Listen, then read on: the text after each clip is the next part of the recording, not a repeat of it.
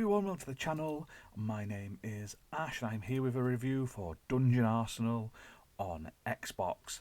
Now, this released on the 13th of the 8th, 2024, developed and published by Brainium Games, who were kind enough to send me a copy for this video review, so a huge thank you to them for that. Now, this is currently on sale. It ends in 6 days. It's usually £5.79, but you can grab it at an extremely low price of £3.76, so well worth jumping on it. Now, Dungeon Arsenal is a fast-paced roguelike card game where you'll pick one of a variety of different classes, like adventurers, and you will go through a series of randomly generated floors. Now, on each floor there are lots of face down cards. You have to click on each one. You only have so many actions a turn, and when they flip over, they could be the stairs to the next level, they could be weapons you can use, they could be enemies that you have to fight, or just like random items and treasures. Now, as you progress through each of the floors, you'll take on these enemies, and the way you do that is they have their like attack and defense, and each weapon has the same thing on the cards.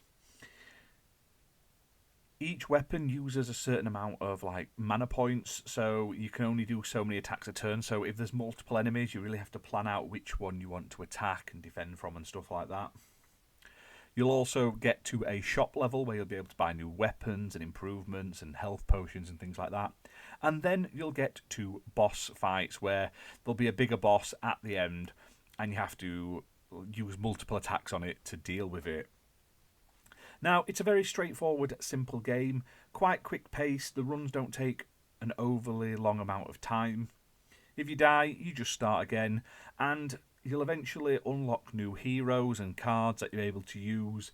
You'll unlock different borders and stuff like that, and alternate versions for your heroes, which is cool. And if you like roguelikes, but you're not sort of overly keen on this sort of gameplay loop, this one isn't bad at all. Like, there's 4 different difficulty levels, starting from easy all the way up to like mega hard. There's also a tutorial which teaches you all like the rules and how the game plays. And I'm not the biggest roguelike fan. I've admitted that many a time. But the card flipping mechanic, I kind of did like. It's like dungeon exploring where you go in like level to level to level, but in this really like simplistic fashion, and I actually thought it was really, really enjoyable.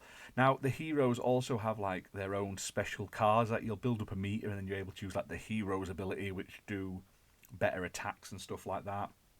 You're able to get relics you can equip and stronger weapon cards in the shops, which sort of add to you the further you get into the game. And it has a nice simplistic art style, which I really enjoyed. Now, it's also a very easy 1000 gamer score. It's pretty straightforward on how to do it. Will take you a little bit though, depending on your skill level, because you have to do certain things in order to get them all. But very, very, like, if you read the instructions on each of the achievements, it's a walk in the park. Now, this is playable on Xbox One and Xbox Series X and S. It's also available on other consoles and platforms like PC. My only complaint is that when you get to the boss levels, the bosses have timers on them. Now, the rest of the game, you don't have to rush, you don't have to worry, you can sort of plod along at your own pace. If you want to have a think about what you're using, that's fine.